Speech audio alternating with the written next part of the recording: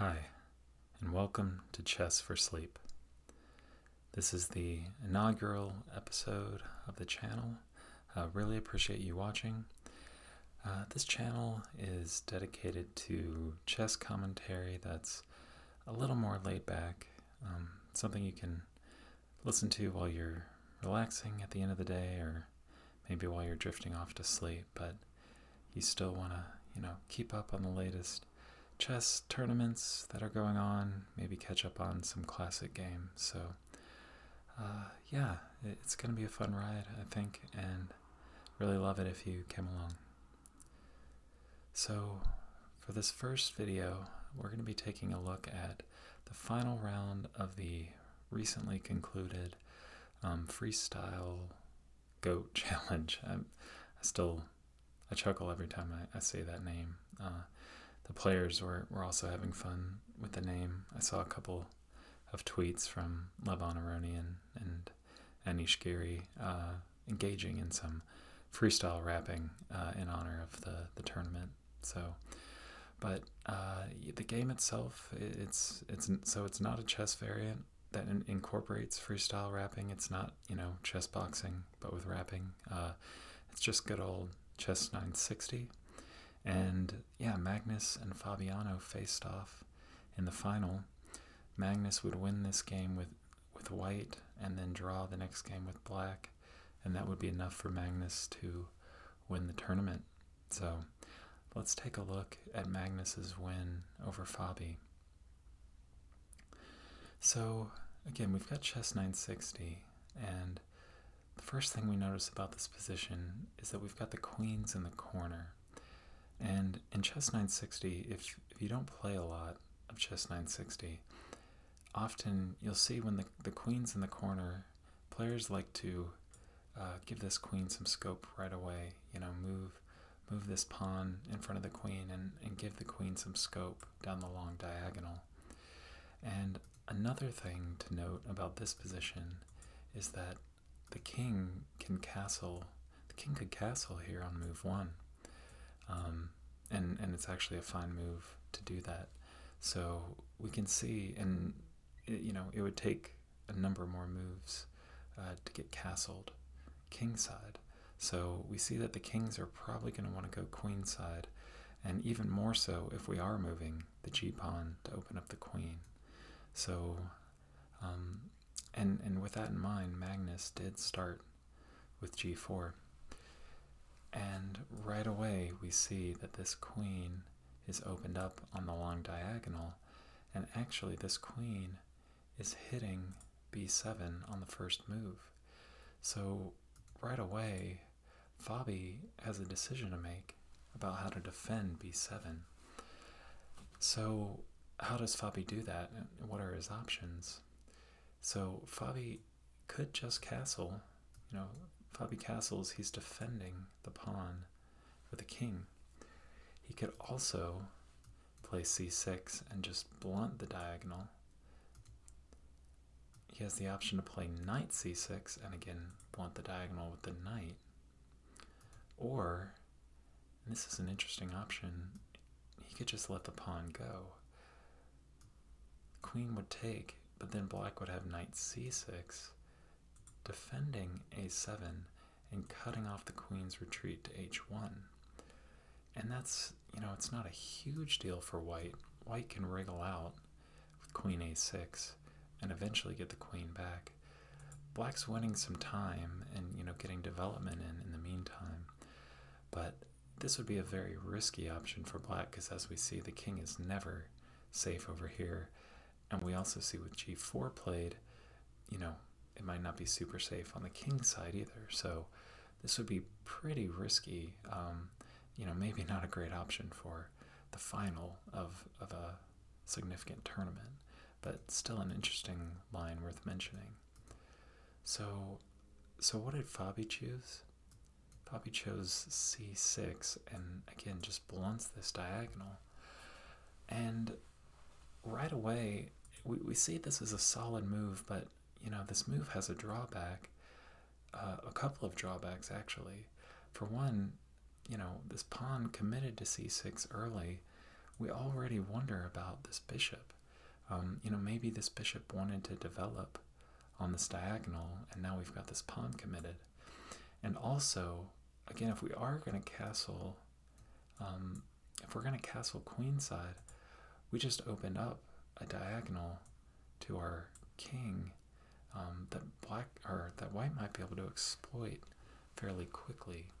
So a couple of things in mind as the c6 is played, but for now, this queen is just blunted on this diagonal. So next, Magnus does castle. Again, he has the ability to do that with g4 played. Makes a lot of sense to go ahead and get this king tucked away on the queen side. And now g5 from Fabi, meeting this g4 thrust with g5 himself. Again, opening up his own queen, giving it some space on the long diagonal. And now h4 from Magnus. Again, when we see these positions with the queen in the corner, again, we like to open up the queen on the diagonal, but we also like to open up the queen on the file vertically when it's possible as well. Even more so when, again, this diagonal is now blunted. So it makes a lot of sense to get this h4 move in. Also, of course, grabbing space. And again, moving these pawns ahead with the king already tucked away. Makes sense that you want to grab space on this side of the board. So very sensible move. And just a solid response from Fabi with h6. Prepared, if white were to take, preparing to take like that, if we got these trades, this position would be very equalish. So far, safe, fairly conservative play from Fabi, solid, and we're yet to see, exactly how the pawn structure is going to develop in the center of the board. And with that in mind, now, with this rook supporting d4, we get this d4 thrust. Just like in standard chess, in chess 960, staking a claim in the center, occupying the center with your pawns, obviously an important idea. And with that in mind, again, Fabiano meets that thrust with his own d5. And now, again, we see this chain is solid, but again, this bishop, we're already wondering, how does this bishop ever find an active post? Can it come out over here somewhere? Its prospects, because of this c6 pawn, again, that happened on the first move, limited prospects over here. So, something to keep in mind. And, the potential issues with this bishop come into even more, it becomes even more clear with Magnus's next move, which is e4. e4, again, makes sense to occupy the center as you can, especially with Magnus's king tucked away. Magnus would, of course, be fine to open up this position, given his king is safer than Black's king. But here, now we see that we have a Caro-Kann pawn structure coming into view. And what we know about the Caro-Kann, what makes the Caro-Kann an attractive opening for a lot of players, including myself, I'm a dedicated Caro-Kann player, is that we get this bishop outside of the pawn chain. This bishop might be on f5, it might be on h7. It doesn't always get outside of the pawn chain. There are variations, such as in the Panov attack, where white is able to make it not very attractive for black to actually get the bishop outside the pawn chain, and that's a concession that white has to fight for. But bottom line, this bishop in this kind of pawn structure, you really want this bishop outside of the pawn chain, and it's not there. So it's a motif that is going to keep coming up in this game. How does Fabi get this bishop developed? It's already a liability. So now castles from Fabi, and while, this king is now castled, we note that there's a lot of air around this king. So, to actually get this king safe, well, white's king is looking pretty safe. For black's king to really get safe, this king is going to need to cross over this diagonal. As long as white can infiltrate on this diagonal, this king is not safe. So black really has to get the king all the way to A8 to really be safe. And to do that, it's going to take 1, 2, 3, and 4 moves. So that's quite a bit of time that Fabi would have to commit to really get his king safe. And we're going to see that this king is never going to make it to A8. It's just too much time, and Magnus has an initiative here. Going back to move 1, G4, and this tempo, again, just by virtue of the starting position, Magnus has an initiative on move 1, and now black, again, doesn't have, needs 4 moves, doesn't really have the time to get his king safe, and all the while white is maintaining this initiative. So now knight b3 from Magnus. In a lot of standard positions, we don't like to see our knights coming to the B and G file, B3 and G3. And the reason for that, there's a couple of reasons. For one, from C3, the knight would be influencing these key central squares. But also, these knights can get dislodged by flank pawn pushes. So, imagine an A pawn push, and of course in this specific position, this pawn could be taken. But, regardless, if the pawn couldn't be taken, black still wouldn't want to make this move because, of course, this king is trying to get safe, tucked away over here. So black doesn't want to move this pawn. So, this square is actually a reliable home for the knight for now, and this knight is actually nicely eyeing up the C5 square. So despite this knight, starting on A1, it comes to B3, and it's actually found an attractive home, a stable and reliable post here on B3, surprisingly enough. So knight C7 for black, and again, getting the knight out of the corner, and now we're 1 move down in terms of, again, getting this king to A8. That's one of the moves we needed, but still a long way to go before this king could hope to get safe here on A8. So knight C3, ready to jump in the center if black were to take. Again, this is looking, this is like a mainline Caro Kann coming into view here. So, yeah, sensible developing move for Magnus.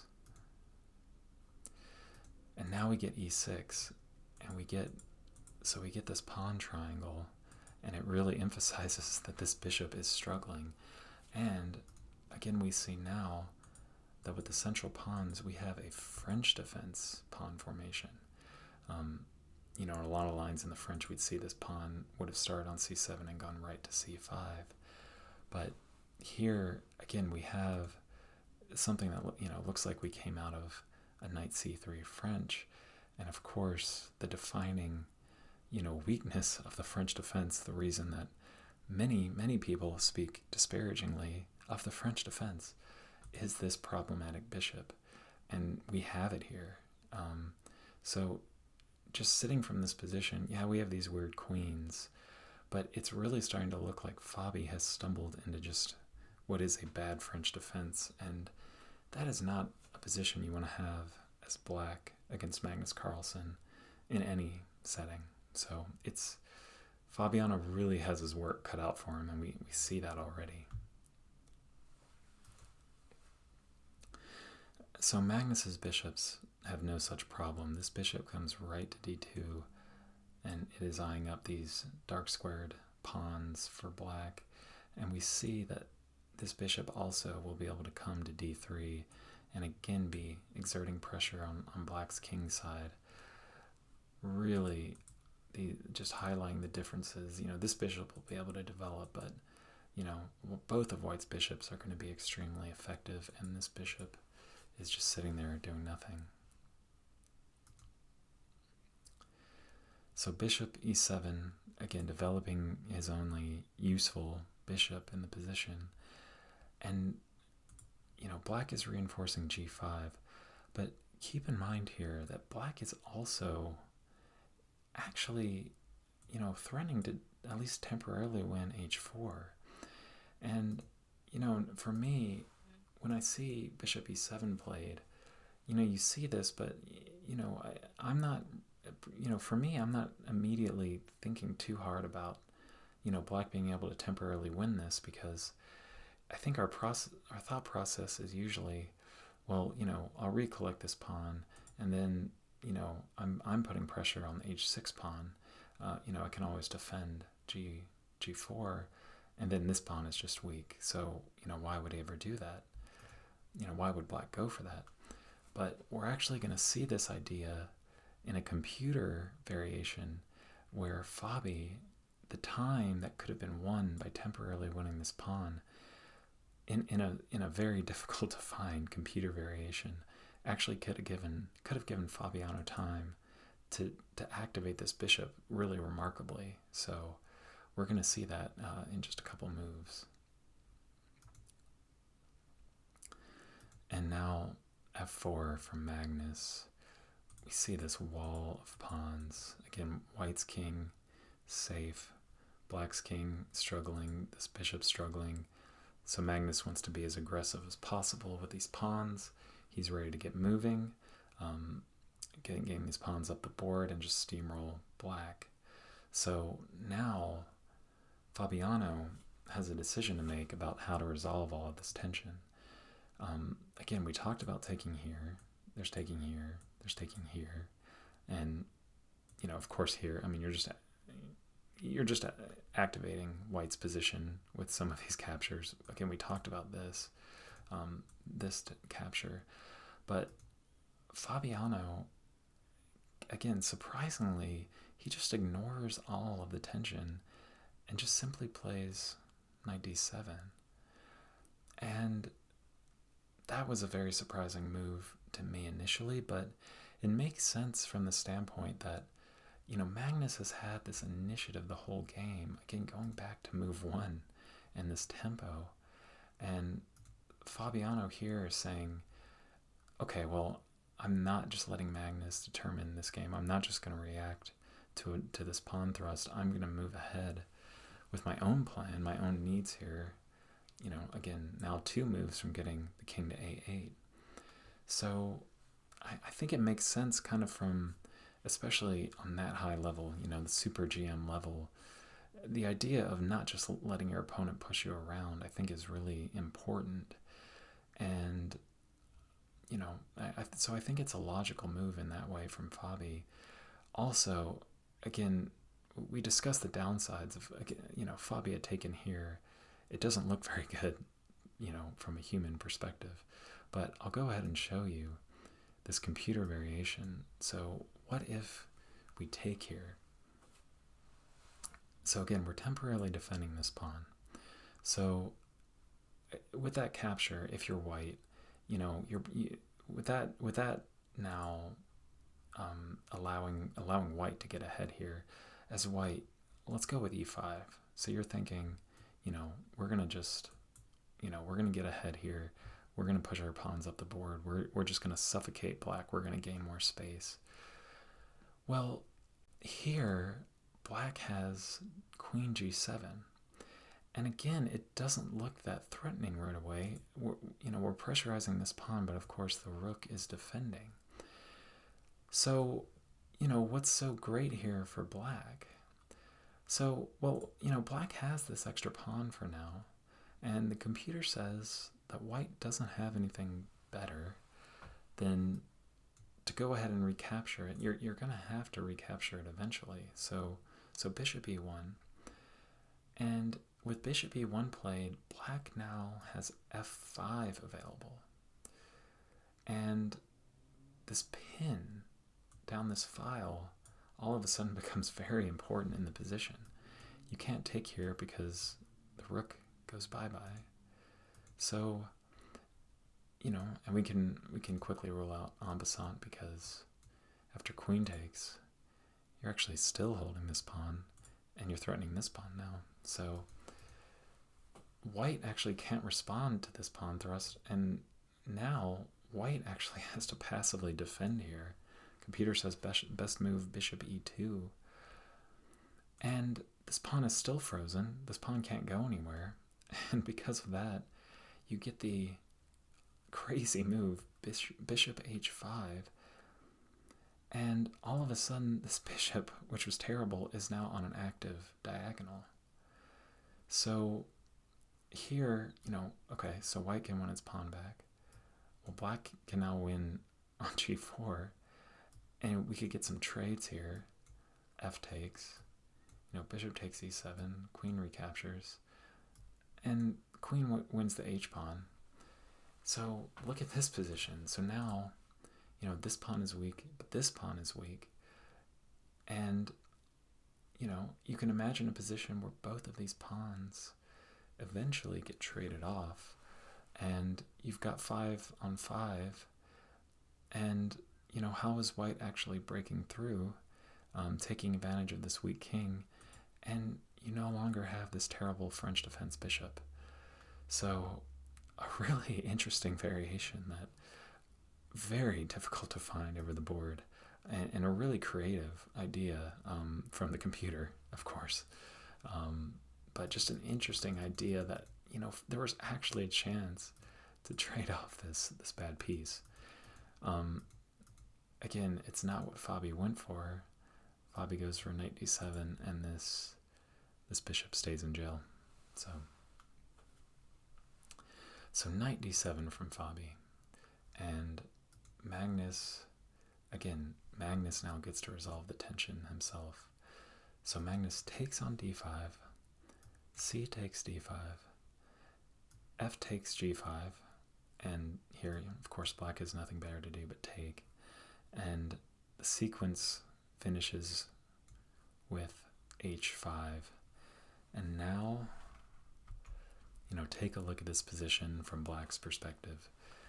If it was me playing, if it was me playing against Magnus, of course, I would just resign. But if this was me playing against a strong player, this would be extremely unnerving, looking at this protected outside passer, because you know that any endgame that's even otherwise equalish, even material, if you get to an endgame, this pawn is just a huge liability. And keeping this pawn from queening will be difficult and demand all of black's attention. And it does demand all of black's attention in the middle game. Black basically has to, again, it's not just a matter of holding on. You have to avoid the, simplifications that would lead to an endgame where this pawn just wins. So, an interesting position, an interesting situation now with this outside passer, and we see that it's really 3 critical problems in Fabi's position. It's this bishop, it's this outside passer, and it's this weak king. Again, this diagonal is still a thing. So, the principle of 2 weaknesses, and, by analogy, it's a bad situation, and Fabi's dealing with three weaknesses in his position. So how do you juggle all of those? It's not easy, and Fabi eventually can't do it. It's a difficult task now that we have, again, it's 3 problems to solve. But Fabi does move ahead with knight b6, and this really is Fabi's, this is his plan to have an active kind of attacking piece. He has a maneuver in mind for this knight, and that's knight c4, knight d6, and knight e4. Eventually, if this knight can get here, you could see a scenario where this knight simply sits in the middle of white's position, clogs things up in a way that we don't necessarily see that needed breakthrough to get to get to this in-game, again, where this pawn just wins. Black has to avoid simplifications leading to an in-game. So simply sticking a knight here could be a way to clog things up and maybe just make the position a bit of a stalemate in the middle of the board. So yeah, it's a good plan from Fabi here. As mentioned, this bishop has easy development, and this is a strong piece. And this bishop also continues to be a strong piece. Now queen h6, and you see this queen and it's blockading this h5 pawn, and of course we're all taught you don't want to blockade a pawn with your queen for any length of time, and it is a sad situation for this queen.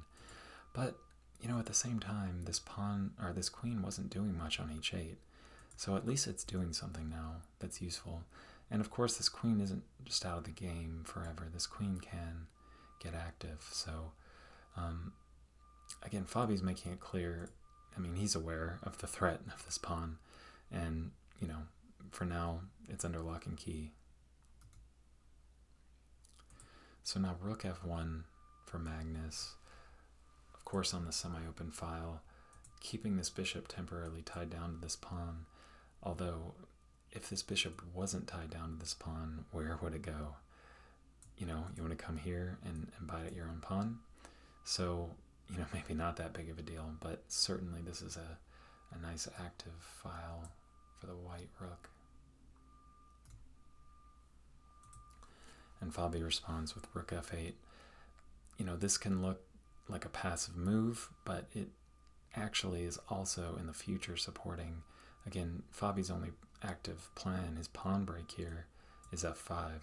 So this rook here, supports an eventual f5 in addition to defending the pawn from this rook and allowing this bishop to go elsewhere. Although, again, where is it going? It has nowhere to go.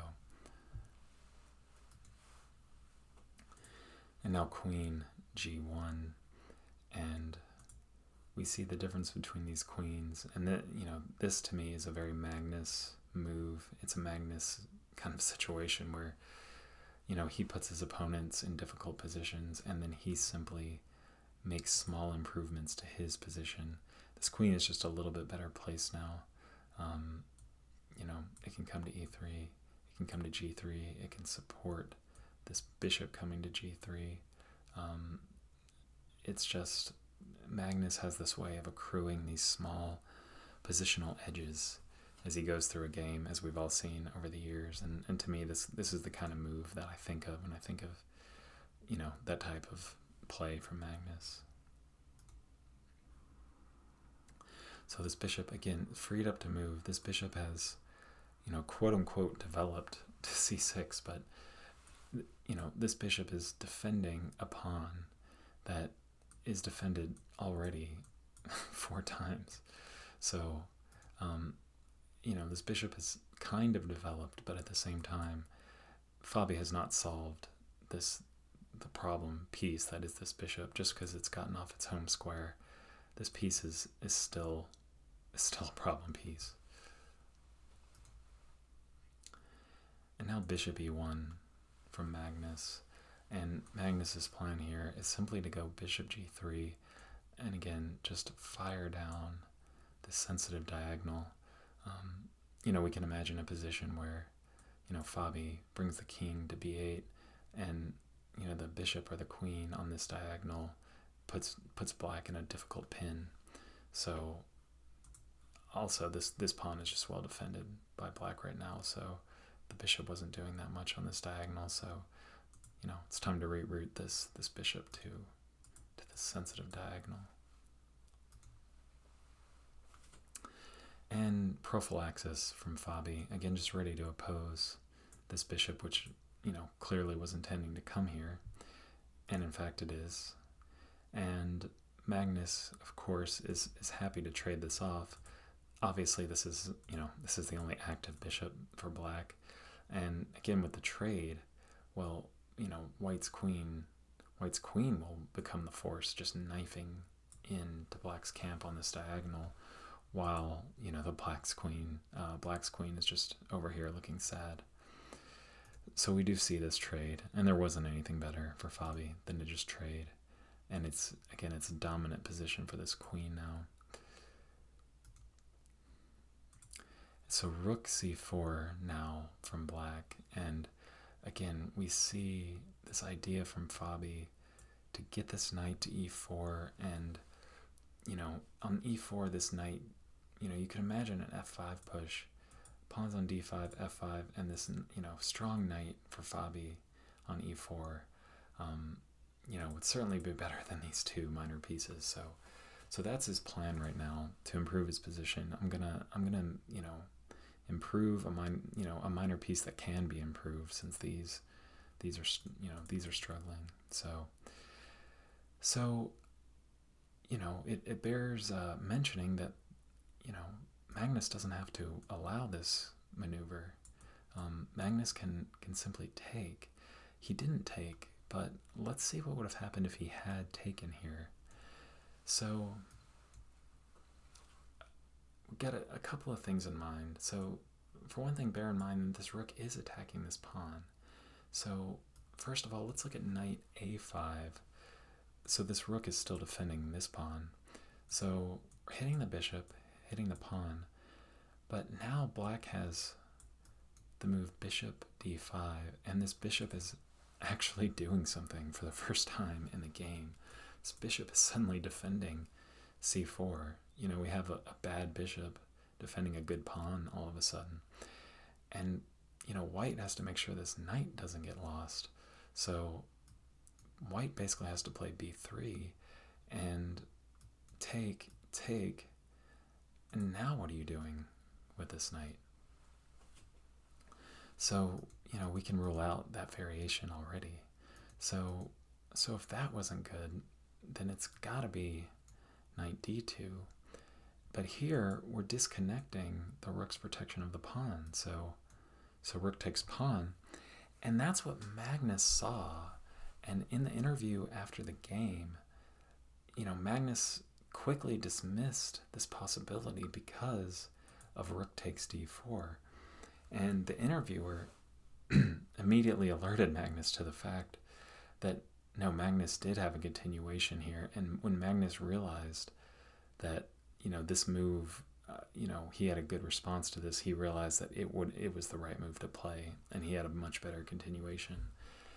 So let's look at, again, Magnus didn't see the response right away, but the moves that Magnus was probably considering here, you could attack the rook sitting here, but here, you get doubled up on the d file now.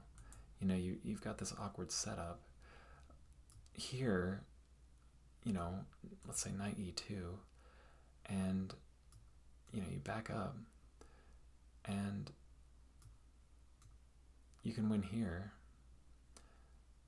And that's actually, I think we went astray there, because that's actually not a bad continuation.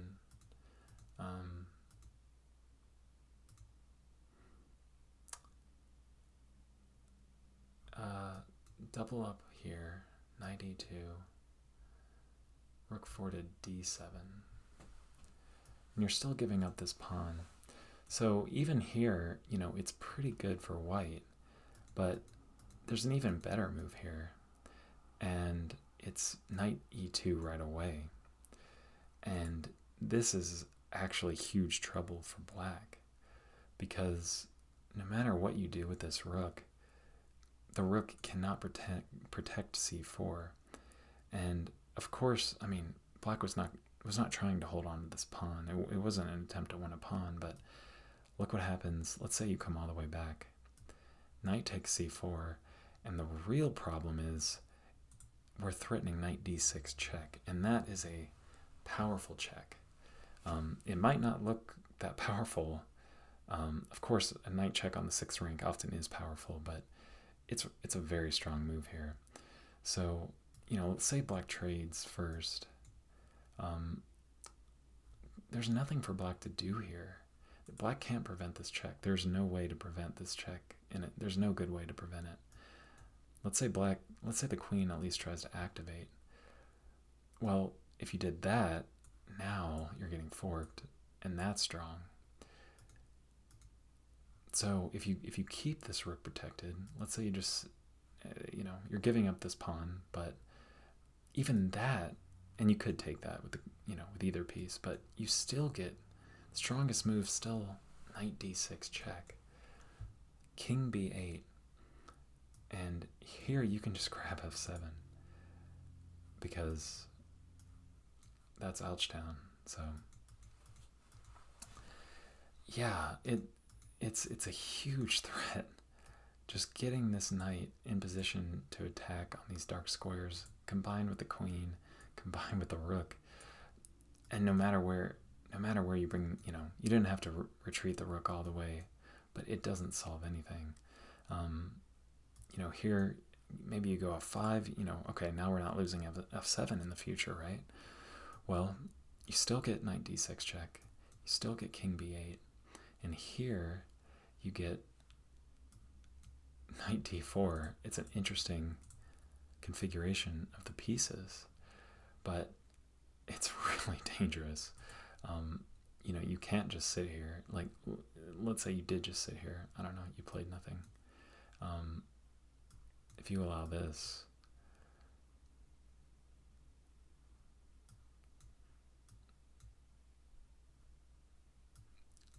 and this king, of course, yeah, it's coordinating there. It's a huge problem.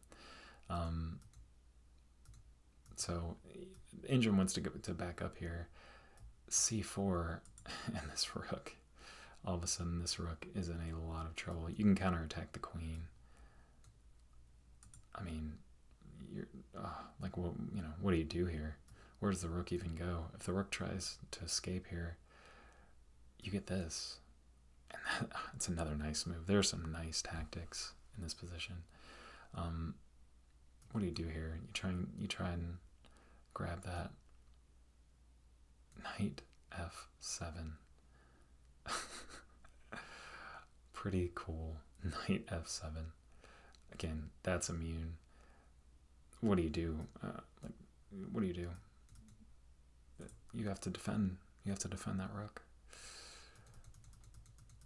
This king, again, this king never got safe with all these tactics. The king never got safe. When these knights start coming in, it's just game over. So bring it all the way back. Again, Magnus saw that once. He saw, again, it doesn't look aggressive because you have these knights on the second rank, but they are both quickly, with this tempo, they're quickly coming in to these, these aggressive attacking positions. It's a really cool sequence there, and Magnus knew it, but we didn't get it. He didn't see it. Again, in the interview, he bemoaned backwards knight moves, and it's a weak spot for basically all of us, including Magnus, I guess. So he didn't see it. He didn't play knight e2 because he didn't take. He played rook to e1. And this is a good move too, though. And, again, we saw those lines, where this bishop is getting active. This move keeps things static, and as long as this bishop is locked up, White's feeling pretty good about his position. And again, just building up the position, accruing these small positional advantages. No reason not to just slowly improve the pieces here. So this knight does get to continue its journey. So we get knight d6. And again, now this knight is almost to its destination square here. And we see a knight move from Magnus in return. We see knight c5. And this is a strong post for this knight. First, we note that kicking this would not be very good, because here and it's just, this king is just hurting. With this diagonal as well, the queen and the bishop are knifing in. If you make trades here, I mean, you could have a situation where this queen and this knight are just checkmating the king, and the rooks can get in the game too. You know, you can get a rook lift. That could easily happen. So not kicking that knight. So this knight's going to live here, and it's eyeing up e6. And again, we talked about, you know, Fabi's only active plan is f7, f5. And so by pressurizing e6, you know, Magnus is making it tougher for Fabiano to play this. You know, again, for now, not only is this queen blockading, but he actually is defending e6. So he can get this move in right now if he wants. And that's, in fact, what Fabiano wanted. And he gets in f5. So we see the makings of this outpost for the knight on e4. And, you know, there's always the possibility of taking here. And, you know, maybe we win. You know, maybe all four of these pawns come off the board at some point. And, you know, black would love to see this pawn off the board. So, you know, just from this position, you start to see that, you know, hey, maybe black is surviving this. It's not immediately clear how white is winning from this position. And Magnus, in the interview after, he agreed that it's not super clear. He did remark that, yeah, this is a strong post for this queen, and indeed it is. I mean, this knight, the queen and the rook are all just hitting this pawn, so there isn't much black can do. You know, for one thing, if black, you know, tries to trade queens, kick the queen out of here, white just wins the pawn right away. So that would not be good. Now black could kick the queen with knight f7, and, you know, the queen would have to go back. But again, we know that the destination for this knight is on e4, and that's what Fabiano plays. And so first to note that, you know, it's adding protection here by virtue of cutting off the rook. So yeah, this knight has come to e4. So yeah, what happens now? You know, how does white play around this knight, or does white play around this knight? Could white just take this knight and you know, break through in the position with this knight off the board? Is that an effective strategy? Let's take a look at that.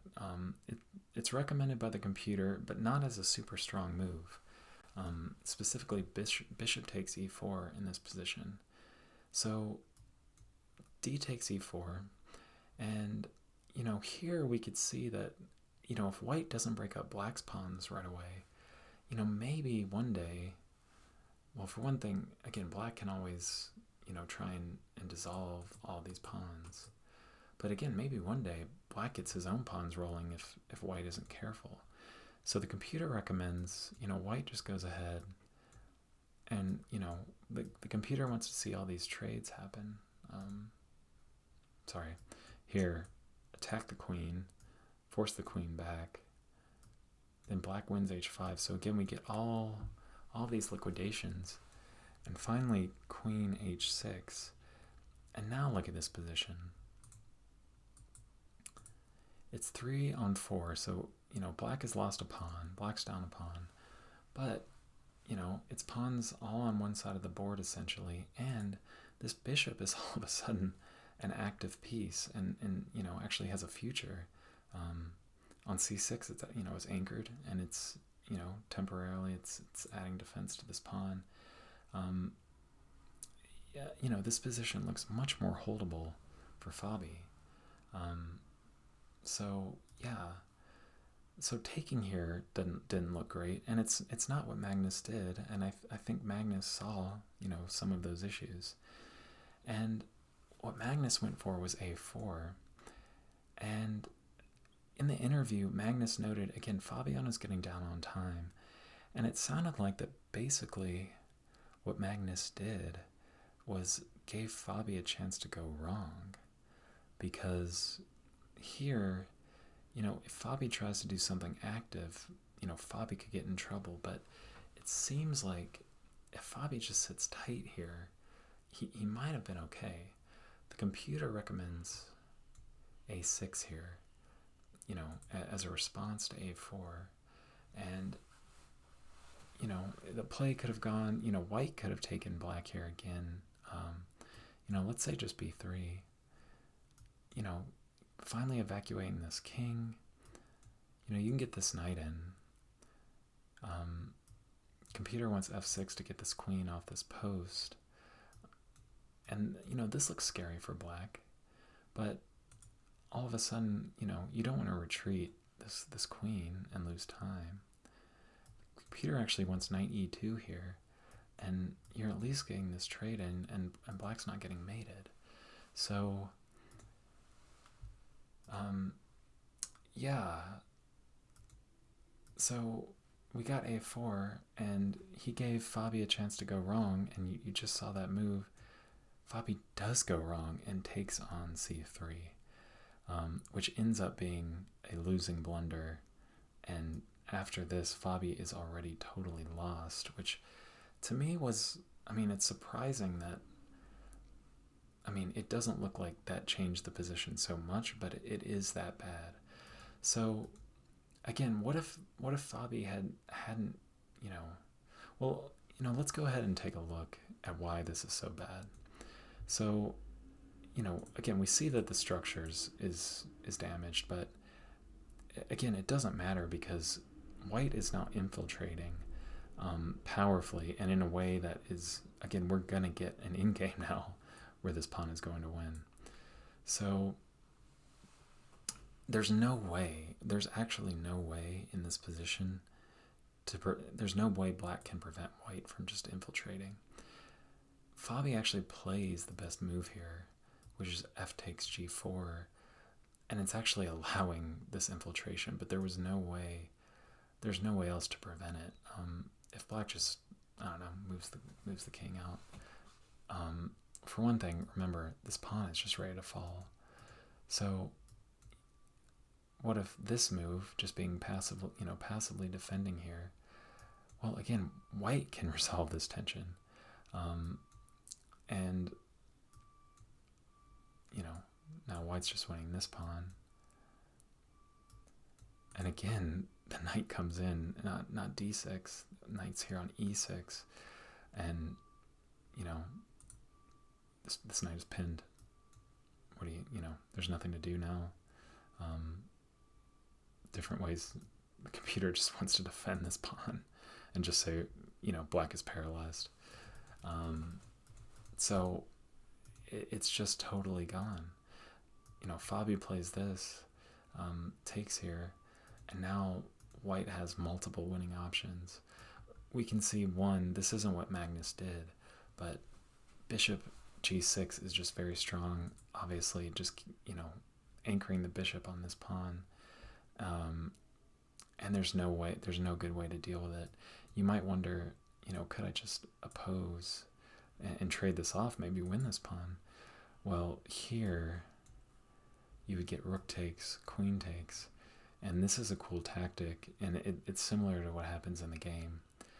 Here you get queen takes c7, king takes c7, and the old royal fork. And this is just a lost piece. So yeah, there's nothing for Fabi. Magnus here plays a stronger move, which is just rook takes f8 right away. Fabi hastens his demise here by taking with the queen, but taking with the rook is not really that much better. As long as Magnus plays the correct continuation, this is good for Magnus, but the computer just wants the quiet king b2, which gives up this pawn, but you're just exchanging it for this pawn. And here, computer wants to block, but this is just totally lost now. yeah, white's going to coordinate and get a huge attack here, clean up these pawns if black tries to defend, and it's just totally lost. So yeah, so that if Fabi had taken with the rook, it wouldn't have helped, but he kind of hastens his own demise and takes with the queen, and that leads into this same royal fork. It's an improved version, in the sense that, it's not a piece that's lost here. So takes, rook takes, and we see that the material is actually equal here. But again, like I mentioned earlier, getting to an in-game with equal material is not saving black. It's actually dooming black, because this pawn is a winner. It's just winning the game. Black cannot stop this pawn without, losing the house, and we see that quickly. There's no way for Fabi to complicate things. There's no way for Fabi to fight back. It is just over. So h6, again, trying to get this pawn to h7 where it's defended by the bishop, and this rook is just free to roam. We get bishop takes a4, and this bishop has finally done something in this game, but it's of course just a nominal victory at this point. Rook e5, just attacking, and again, there's no way to defend because you would just get this, and of course the rook has to keep it on h8. So black is totally frozen here. So we get a6, and that's simply giving black a square to try and get this bishop off this diagonal where it's just defending h7, but it's too little too late. Sorry, white can go ahead and win this pawn. Now black does try and trade off this bishop, which is the best way to prolong things, and bring it to the rook in game, where at least the bishop's not defending the pawn on h7, but it's again, there's just nothing. You get the check, and now we get this, and from here it's pretty, it's Magnus Carlsen, the greatest rook in game player ever. Cleans up the g-pawn. We get a couple of checks from Fabi. I wouldn't call them spite checks. It's just him getting to the h-file here. He has to get to the h-file. He has to get behind the pawn, and the pawn gets to h7, and yeah, so this rook is frozen. And Fabi at this point is basically just shuffling pieces. Magnus said in the interview, Fabi didn't have to give up this pawn, but it wouldn't have mattered. It's the same idea. So defending the two pawns, and the rook can just kick the king out. And now the king just approaches the rook. The rook, of course, has to stay behind the pawn, gets the rook out of the way. But now we get the last move of the game, and it's king g2. And the idea here is simply that if the king gets the opportunity, it's just going to, force this rook out and then get the pawn home.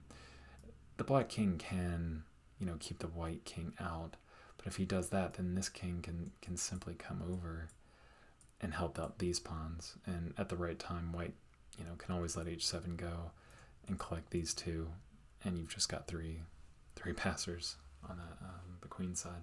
So that's the game. It was really a wire-to-wire win for Carlsen. Again, starting from this initiative on move one, and he just never took his foot off the gas. Missed a nice continuation at one point that could have gotten things done sooner, but a really convincing victory for Magnus over Fabiano, who's of course an all-time great in and of himself. So I hope you enjoyed the game.